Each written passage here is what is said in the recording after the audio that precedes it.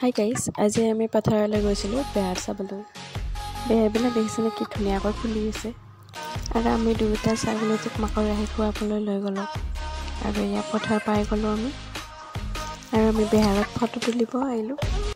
আৰু ইয়াত ট্ৰেক্টৰে মাটি নিচে গাত হৈ গৈছে। পথাৰত আহিলে কিন্তু মনটো বিৰাট ভাল লাগে। আৰু এই বেহাৰবিলাক ইমান ধুনীয়াকৈ ফুলি আছে। আৰু চাৰিওফালে হালধীয়া হৈ গৈছে। বেৰত গৰু সোমাব নোৱাৰাকৈ চাৰিওফালে বেৰা দি দিছে।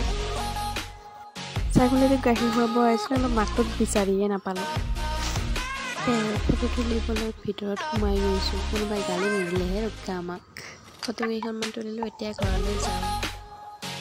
আৰু এইফালে কিছুমান বেয়া চেও ধৰিছে। পথাৰত ইমান বতাহ দিছে, বেহাৰৰ গছবিলাক খালী হৈ গৈছে। এতিয়া আমি ঘৰলৈ যাওঁ গাইজ। আজিলৈ ইমানেই, বাই।